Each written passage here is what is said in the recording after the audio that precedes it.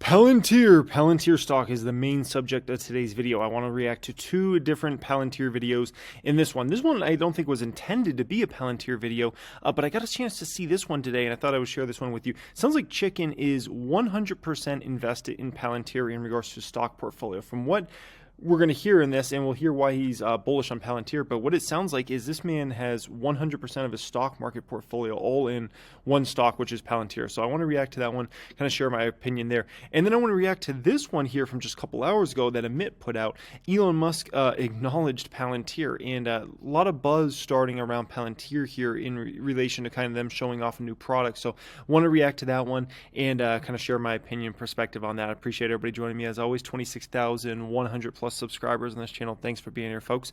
Hope you enjoy this as always. Also, I just posted the Patreon moves. I made 3 moves here today in the Patreon squad. That's going to be the pinned comment down there if you're looking to join us in there and see what moves I'm making in the market. Let's get into this. If you followed me, everything shot up. And so now I'm telling you to sell. Okay, you are a trader, not an investor. I do not care if you label me as a donkey. I made money. Have you? Those jealous trolls holding their Tesla stock since $400 commenting, oh, you missed the $100 bottom. The whole point about investing is making money and nothing else. Attaching an identity to anything is stupid.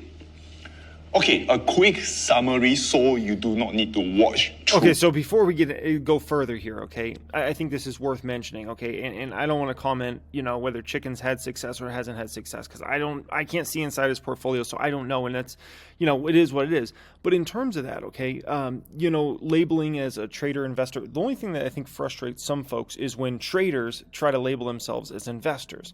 You can be a trader or you can be an investor. You really can't do much of both, okay? You're either like a swing trader, day trader, something like that. It seems like Chicken is more of a swing trader.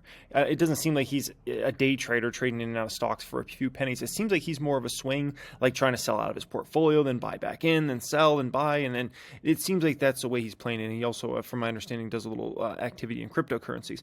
So, there's nothing wrong with that. Just don't ever disguise it as like, oh, I'm an investor when really you're a trader, okay? I think that's the thing that frustrates folks. Are like, either you're an investor and you're investing in companies for the long term and you're buying the dip and you're DCAing, or you're over here trading. And we got to understand, like, most people aren't built to be traders. I think long-term investing is a much easier game. Building out a portfolio of 10, 15, 20 stocks and taking advantage of deals in the market, looking at balance sheets, income statements, understand business models, I think that's a much easier game. It might be a little more work than trying to be a trader, but I don't even know. You could say that's just as much work, but I think that's much doable for folks out there, and I think they'll do far better as far as their returns go than trying to trade in now these things. I mean, there's been a million studies done over time. It doesn't mean somebody can't do it, but it means like most people can't do it in terms of trying to trade in and out and those sorts of things. So I just think that's worth mentioning here right off the bat. I have 2 main positions, ETH and Palantir. I sold Ethereum. Why? Liquidity down. I will buy back when I see the trend changing. For Palantir, it looks like it's making a durable bottom for a long time versus the markets. Since my goal for Palantir is a huge run like Tesla stock back in 2020, and the fundamentals look great, so I'll hold regardless. Okay, so right there, that sounds like he's making more of a long-term investment here in Palantir, right? Rather than a swing. If you just kind of hear his commentary there, I wish he would have went more into it, and we'll hear why he thinks the market's going to crash and those sorts of things in just a moment. But it definitely shows that he has a lot of belief in Palantir over this next whatever amount of time. I don't know whether that's over the next year, 2 years, 3 years, 4 years, but definitely sounds like he's excited about Palantir, obviously, with what it sounds like is all his stock portfolios in that stock right now. Why do I think it's a sell? Risk to reward, downside risk is higher than the upside risk. Risk management, that's all. Liquidity is down, and there are many ways to track liquidity, so I take an aggregate. Money supply is also down. You see, this pump over here, it's gone. We enjoyed the ride up, and it's coming back down. In the world of finance, there's monetary lag. So for example, when the Fed first started raising rates, the stock market continued up for months. Lag. So if liquidity is removed, it doesn't mean assets will react straight away. give it time. So in my last video, a month ago, I talked about the US dollar coming down. The US dollar looks like it's forming a durable bottom too, and it's going to spike back up. The US dollar going up is really bad for risk assets like stocks. So taking many factors into consideration, the overall direction of the market is down. Conclude, why sell? I prefer my portfolio to move up with reduced volatility on the downside. While I may miss trades, there's always better opportunities. It's better than a 50% drop in your portfolio. So with the SP 500 looking like it's making a top, same for the NASDAQ, a topping out, it is not the time to take on risk. Again, market conditions change in an instant. That's why I post my latest thoughts on Twitter, the link below. I share my trades there. Invest, save. Yeah, so in all due respect, I don't know if that's a safe way of investing, right? That's a way of trading and trying to swing in and out of the market, right? And, you know, for the average person, you know, should you consider selling all your portfolio? The answer to that is always no. Always no. You might think, I'm going to be smarter than everybody. I'm going to time it out perfectly. I'm going to get in and out of stocks, and then I'm going to buy back in. And you know, it's exciting to think those sorts of things, right? But it's much harder in reality. And no one really does it. Let's just be honest. Plus, you have tax implications that are at play as well. And I'm not, once again, you know, Chicken can do whatever he wants, but just for the masses out there to try to sell in and out of your portfolio is just it's a crazy strategy. That's all I'll say about that. You know, take advantage of, always have more income than expenses. That's key with investing, right? More income than expenses. Always be ready, have some cash around, be ready to buy if there is any major dip. If the S&P 500 goes down 20% the next 3 months, okay? 25%, whatever, 30%. Do you have some money that you're always going to be able to buy with each month? I think that's one of the most important things, right? Are you hedged? You can have some hedges on, right? If the Dow and the S&P go down 20% in the next 3 months, I'm going to make a fortune from that because of my hedges I have on. I have calls on SDOW. I have some SDOW straight up. I have some SH. So my hedges would print money in a scenario like that. So there's ways you can participate in the market and have some hedges on that just in case the stuff hits the fan and, you know, everybody's right, which everybody's making these predictions about, but they have been making these predictions for honestly for the last, you know, let's call it 6-9 months now, right? And just watching the market go up and up and up further. Everybody's making these predictions about doomsday. And it's like, I'm not even scared of that because one, I can always buy the dip. Two, if the market tanks in any major way, I'm going to make a ton of money on my hedges. And then I can flip those into like stocks at silly prices. You know, imagine Tesla again at $100 if that happened. Oh my gosh. Imagine Meta at, well, that's not going back down to 88, but you know, let's say Meta went down to 150. Imagine Amazon at 80, you know, 70, 80 bucks, something like that. Like, you know, that's a beautiful thing. But to me, to try to think and have the audacity of like, I'm going to sell all my stocks and then buy back in and so, you know, no, okay. Not a game worth playing in regards to that, but it definitely shows, you know, Chicken's belief in Palantir that he's willing to, you know, basically put his entire stock portfolio, what it sounds like here, in one stock, which is Palantir, which once again is not, you know, a strategy that's meant for folks out there, but it just goes to show you kind of his belief. Alrighty, let's get into this next one. Elon Musk acknowledged Palantir. Starting to get a little bit more attention on the interwebs. Now, we are at a state in terms of the Palantir community and the content surrounding this company where I truly believe it's at its infancy. It may seem like there's a lot of coverage, but if you're in the Palantir world, if you're a shareholder, yeah, there's a lot of coverage because you follow those people, they're in your world. But to the broader market, like, it's definitely not a company that is well known, a stock that is well known. It's just one of those things that is out there. And the goal of building a community, the goal of creating content, the goal of, like, you know, getting people to care about the company and cover the company is, can that get more mainstream? Because when that becomes more mainstream, not only does it help with the marketing and branding of the company, but it helps with potential investors wanting to know what Palantir does and waking up to the potential of the company. Well, 2 days ago, we got some pretty awesome news because Elon Musk officially acknowledged Palantir. How did he acknowledge Palantir? So this is an account called 8API. I believe they're in the technology space. They said Palantir demoed a battlefield assistant calling in drones and quarterbacking a battle in Eastern Europe, and then they do a thread on it. This thread got 1.5 million views. Almost 500 retweets, 295 quotes, 2,000 likes, and 1,400 bookmarks. A bookmark is when you save something. By the way, that's the smartest thing. I mean, Elon's done some smart things with Twitter, I'll be honest, since he's come back. And this is just one of the smartest things, in my opinion, is showing, like, I'm guessing how many people actually scrolled over it counts as a view, kind of like TikTok has in different things, right? Because not a lot of people, like, hit a heart, so you might think there's not much engagement, but then when you see the views, you're like, oh my gosh, there's actually a lot more people, at least slid past this than I thought they did. Because you want to see it later. So people obviously thought this content was interesting enough to come back to.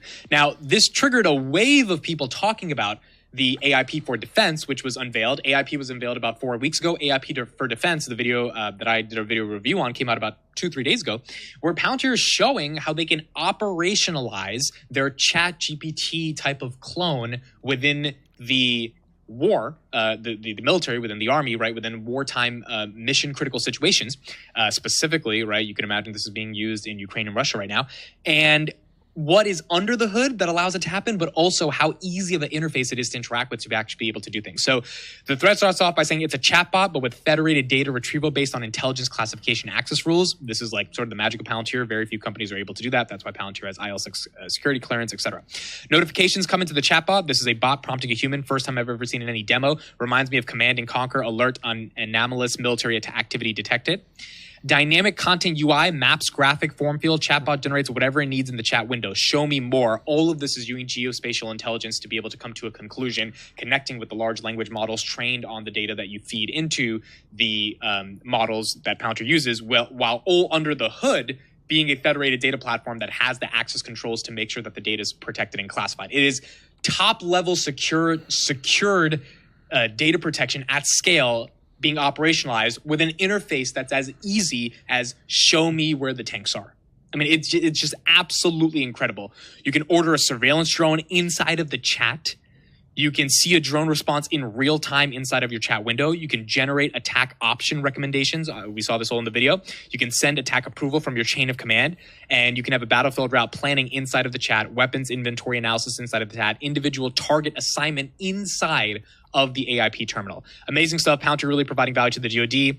Then he goes into the model they're using, etc. The final thing they say is the best integrated AI I've seen 2 years ahead. And this is where, as a Palantir shareholder, you're excited that people inside of the tech space are acknowledging this, because before Amit goes further here, this goes to show you, like, take everything you just saw there, everything they just went through over the past 1 to 2 minutes here, and imagine a company being able to do that about a problem inside the organization and being able to do those sorts of prompts, but in a business environment, right? When you put it into that context, you really understand the opportunity of Palantir really in the corporate space and how big the commercial space could be over the next, I would say 5 or 10 years here, if not 15, 20 years, when you just take that example and then think about it in terms of a company actually doing something like that. It's incredible. AI for like advertising and AI for content discovery. It's really cool and it's dope and it's awesome, but like integrated use cases of AI at the level of drug discovery, at the level of mission critical situations on the battlefield to protect a country from losing its sovereignty. That's why you're investing in Palantir. And for everyone saying, well, what's the catalyst for Palantir? Where's their Cybertruck? Blah, blah, blah. AI is the catalyst. And the exponentiality of AI growing and Palantir being able to play this type of a role inside of AI is to me fundamentally differentiated from every other company in the market. I don't see Snowflake data. I don't see any of these companies doing what Palantir is doing in the context of AI. And this is why I invested in them 2 years ago, because I was like, I think their software is going to be used everywhere in the world. I didn't know exactly how it would happen, but this is the hunch I have. Will I be right? I don't know yet, but this is the reason I wanted to invest. This is the belief you had in the company that they would figure this stuff out. Before we go further here, I got to come back to the chicken all-in Palantir situation, okay? So, if I was to think about a stock that, to go all in, right? I don't know if Palantir would necessarily be my first choice on a risk-reward standpoint, but I will say it's an okay choice in terms of, if you were forced to be in that mindset where you got to feel like you got to go all in a stock, right? Just for the mere fact that they have such a great clean balance sheet with basically no debt, right? $2 billion plus of cash, I think $2.6 billion, somewhere around there. And, certainly the stock's kind of been in a bottoming out range for quite some time now. Company just getting to profitability with still nice revenue growth and a relatively stable business model because of how much government business they do, right? Never mind, obviously, the commercial opportunity is huge long term. So I do think that's interesting that he chose a Palantir. And I will say, like I said, it wouldn't be the number one. That if you forced me to go all in a stock, it wouldn't be my number one. But I got to say, it's not bad. It's not bad. And Elon replies, "Oh, great. Now, here's by the way, if you don't know, I'm a Palantir investor as well, but I don't have nearly as much as I'm sure Chicken has in it. I don't know how much he has. I have. I'll see how many shares I got right now." Elon responding is definitely why this tweet got a lot more views. His "oh great" I think can either be interpreted as, "Oh great, more AI now used on the battlefield. Shit's gonna hit the fan." It's kind of crazy, right? It's kind of like a sarcastic, "Oh great, we got another use of AI on the battlefield after I just said to stop using AI." Or it's more like a, "Oh, great." If I had to guess, I think it might be the first version where he's a little upset about this, but not upset in I have a little less than 5,000 shares of Palantir. context of, he thinks it's a bad product. I think he's upset that AI is moving so quickly and that he literally signed a letter to pause AI for like 6 months or whatever in order for us to regulate it, that he's like, "Oh, well, now we have AI on the battlefield. Look." As somebody that's followed Elon for like a million years now, I got to say this, okay? I got to be real about this for a moment. I think Elon Musk is actually jealous of some of the progress some of these other companies are making, because for one of the only times ever, Elon Musk is behind the curve, and he hates being behind the curve for anything tech-wise. And I feel like he wants to slow everybody down so he can hopefully jump ahead. Because if you know Elon, like, he's led on electric vehicles and obviously, amazing battery technology and solar technology in terms of his companies, right? You think about what SpaceX has been doing. And I'll be honest, Elon Musk has an ego. If you have never seen Elon Musk's ego before, you just haven't been following him well enough. He absolutely has an ego, and I've seen it especially with SpaceX and competing against Bezos and stuff like that. Man has a big ego, and I don't think he likes it.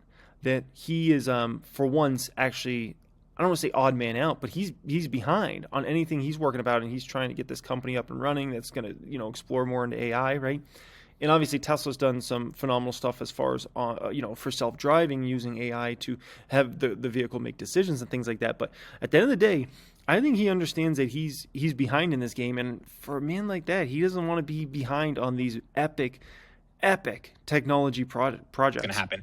I think in general, Karp has responded to this, right? Karp's entire argument at the end of the day was he would be in favor of AI regulations and stopping the progression of AI, but the problem is our adversaries, Russia and China, are not stopping their progression of AI, and they have a lot of smart people in those countries that are trying to get the job done at a broader scale. If you believe the world is going to get more deglobalized, less secure, then software is going to be the differentiator for the values that you want to win. And in the United States, if we want those values to win, then we need to make sure we're at the forefront of that. And it seems like Palantir has created a product that will be able to guarantee that Western countries are at the forefront, not to mention the crap load of money that they might be able to make as a result of that. Now, I want to take this to a CodeStrap tweet as well. CodeStrap put out a thread the day this stuff started happening where Palantir started kind of going viral on Twitter. Before I show this CodeStrap thing, you got a bunch of people. If you just type in Palantir AIP on Twitter, you got this account talking about AIP, you got this people talking about this, you got this other person, Palantir AIP did an LLM Battlefield Assistant demo yesterday, video is here. Someone already did a thread. So you got a bunch of people, if you just search it up, outside of the usual, Palantir folks talking about it, that are making threads on it. That's literally, they're linking this stuff. Like this guy, Peter Henderson. I've never seen this guy talk about Palantir in the community. I know a decent amount of people because I'm on Twitter, all the time talking about Palantir. And this guy, what does he do? He's a PhD in computer science and AI at Stanford, building law and policy-informed ML systems and ML-informed policy law. Well, that makes a lot of sense. Yeah, if you want to watch the rest of this video, obviously you can check it out on Mint's channel there. But obviously, Palantir, this is I think one of the first times I've seen it since I've been in the community where they've actually gotten this sort of attention for showing off a demo like this. They've done several, a million demos since I've kind of been involved with this stock, but I've never seen them get this sort of attention. This is a whole new level for the company, which is obviously very exciting, and it definitely shows they have future levels of growth to go, because when you put on a demo like this and it amazes folks like this and high caliber folks, like, you're onto something there. So anyways, guys, appreciate you joining me. Thanks for being here. Thanks for being subscribed. Thanks so much. And if you want to join us on Patreon, get in there ASAP. That is going to be a pinned comment down there. See the moves I made today and all future moves in the Patreon portfolio. Much love and have a great day.